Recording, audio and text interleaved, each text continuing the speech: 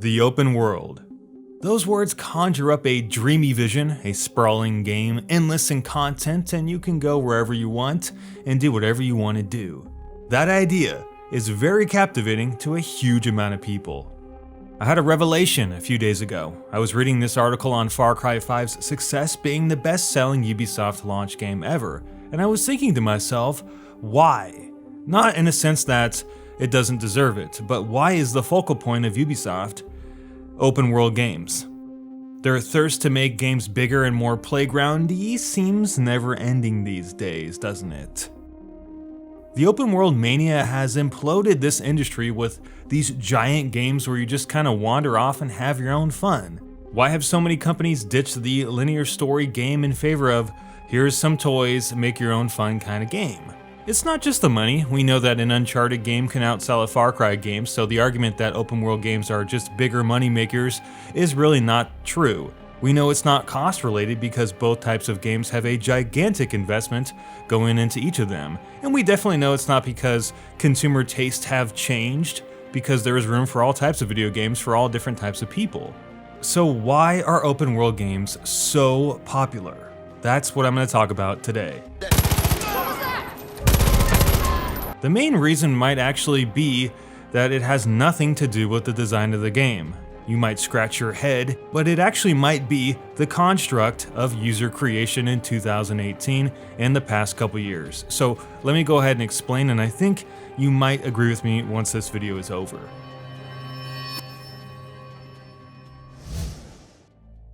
I start to think about my own job and the platform I work on. So much of this industry has changed in the past few years that I feel like we haven't really stopped to smell the roses. This industry isn't about the media anymore. It's about the creator, the person, the face behind the mic, the voice in front of it, and the personality that has been built from which the audience connects with. I did a little digging to find out if I could quantify this, that I could find some source that would tell me definitely that there was more money on YouTube than from the media. The best I could find was a hodgepodge of ideas and opinions, but nothing concrete. But then I stumbled on this article. I was about to click it away, but then I realized something. We probably do, but does it really matter? Regardless if Twitch and YouTube creators make more money than IGN, we do have a bigger ability to spread the message of gaming, because they come from the creator, not necessarily the content. Thus, we can have more exposure based off the games we cover. For years, the dissemination of that information was done by the only outlet that could do it, which was traditional marketing. The millions that were poured into that industry per game was an extravagance that was extreme yet absolutely necessary. After all, no one wants to make a game and get it lost into the wind. It's devastating, especially when no one buys it. But powerhouse million-dollar marketing was an industry that was still sustainable as video games made plenty of money, but it was also a subset of the industry that was expendable given the evolution of social media, and this is the point of the video. Twitch and YouTube have replaced a lot of that traditional marketing, definitely not all of it, but I'd be willing to bet an enormous amount of it.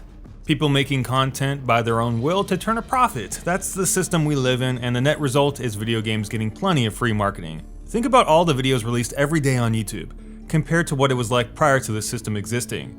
Every single game that is at least mildly exciting will get some form of free exposure on YouTube. That's just the way the game is played. Creators out there, including myself, were on the lookout constantly every day for a game to cover, a story to pursue, i.e. the next big thing to talk about.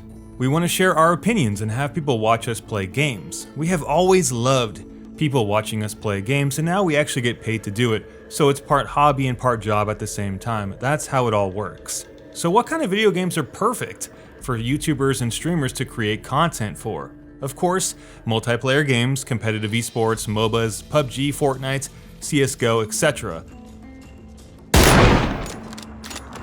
But also, any video game that is built as a playground where people get to screw around and have fun. Gameplay that is individual, non-predictable, constantly changing, and requires no prior commitment from a viewer. Yes, I'm talking about open world games. The profitability of open world games may have been the final nail in the coffin for linear games, but I truly believe now that I really think about it, that a huge part of their success lies with free marketing and content creation. If you really think about it, there are so many reasons why linear video games and story-based games suck for content creation. First off, nobody likes spoilers. Making content for single player games means that eventually you're going to spoil something for someone. Not to mention, if the content in question is a stream, then you're going to alienate anyone who hasn't been watching the playthrough from the very beginning. I don't know what's going on. How far into the game is he or she? If I watch this, am I going to see something that I shouldn't see? This creates an environment where most people should most definitely close out of the content and play through the game first. So you just lost out on a huge chunk of free marketing because people simply will not tune into that game. Secondly, and more importantly, there's often very little variety or open-ended content in linear and story-based games. Stories are set. There is very little ad hoc play, and you can usually not travel back into prior areas. Dark Souls versus Dark Souls 3 is a great comparison to visualize this concept. On the other hand, content created from open world games is based off the imagination of those who are playing, which creates an endless stream of content possibility. In Far Cry 5, most content out there is unique because it has nothing to do with the story. The same can be said for so many other open world games. That is especially true for streamers, as no one really streams a playthrough of a game that people actually want to experience firsthand. So in a world where you are the video game maker, and you know that much of your free marketing lies with content creators making content for you, would it be in your best interest to make a linear game or an open world game in this fashion?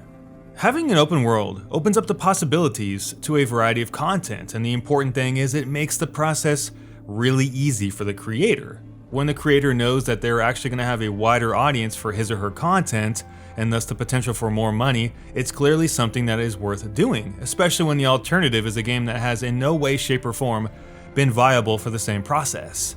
Now, of course, I'm only talking about two different types of games here, but I think a decent follow-up question to those watching would be, can you extend this logic to the shooting game market?